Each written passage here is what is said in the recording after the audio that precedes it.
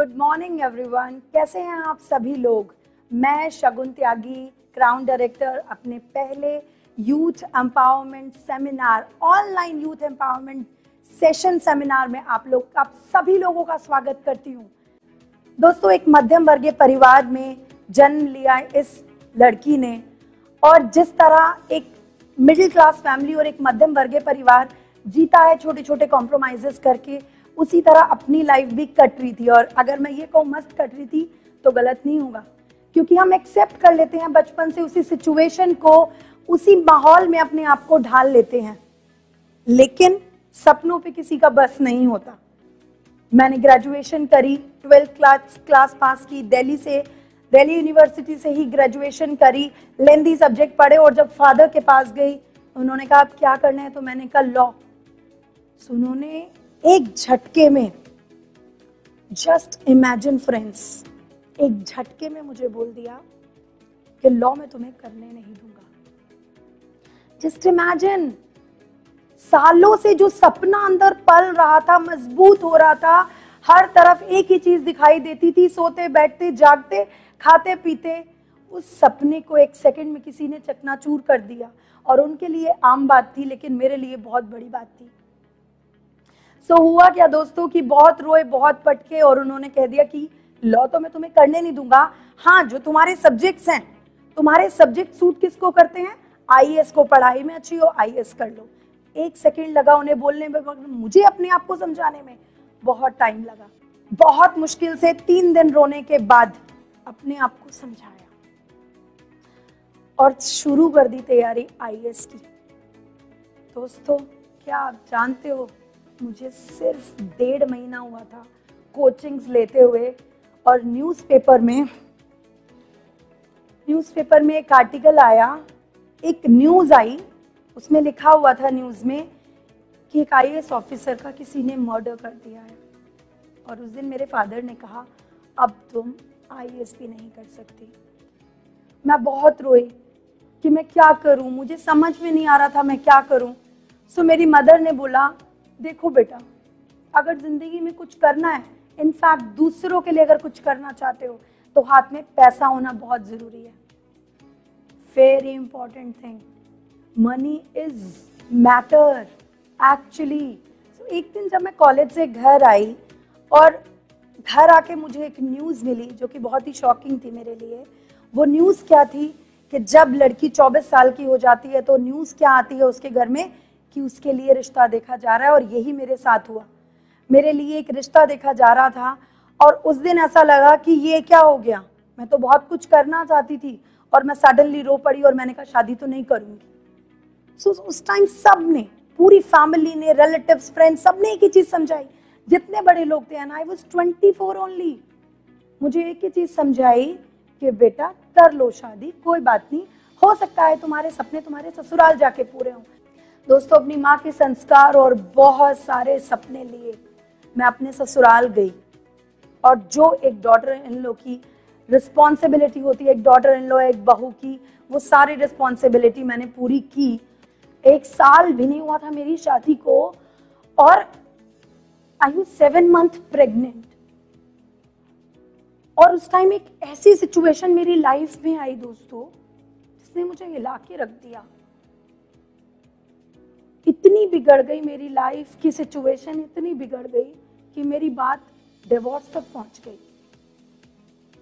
और एक लड़की, एक हिंदुस्तानी लड़की, या मैं कहूँ एक मध्यम वर्गीय परिवार में पली हुई, बड़ी फैमिली में रही हुई लड़की, जिस तरह के संस्कार, जिस तरह का बिहेव, जिस तरह का अपने परिवार को बचाने के लिए कोशिश करती है, मैंने वो सभी कोशिश की, मगर शायद भगवान को कुछ और मंजूर था, और वो रिश्ता मेरा टूट गया।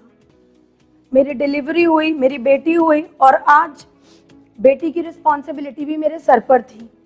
हालांकि मैं आपको बता दूं फिर से कि मैं एक पंडित टिपिकल फैमिली से आती हूँ। मेरे फादर की एक ही लाइन थी उस टाइम पर कि तुम काम नहीं करोगी, तुम पे कोई रिस्पॉन्सिबिलिटी नहीं है, अगर मैं तुम्हें खिला सकता हूँ तो बच्ची को भी खिला सकता हूँ। लेकिन मैंने कहा नहीं, आज मैं एक मदर हूँ, सिर्फ एक डॉटर नहीं हूँ।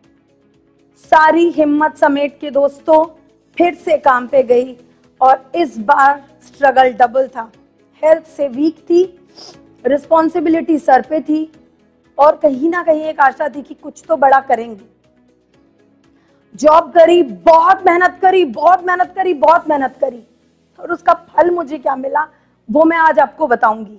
मैंने इतना पैसा कमाया, इतना पैसा कमाया, और मेरी जिंदगी में जितना किसी दूसरे ने नहीं कमाया होगा उतना पैसा कमाया, और मेरी बेटी के कहने से पहले हर एक चीज उसे लाकर उसके कदमों में रख दी मैंने।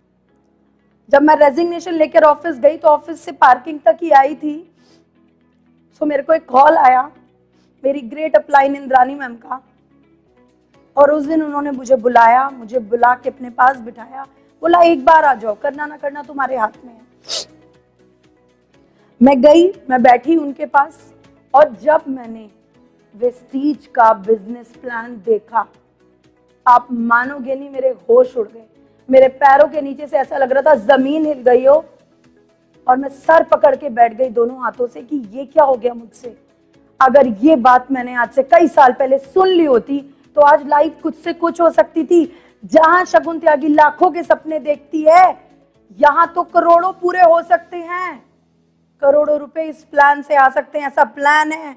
1 महीने का ब्रेक लिया मैंने, 1 सितंबर 2017 से मैंने फाइनली काम को स्टार्ट किया, डॉटर को थोड़ा सा टाइम देने के बाद, और अब मेरी जर्नी शुरू हो गई वेस्टीज में।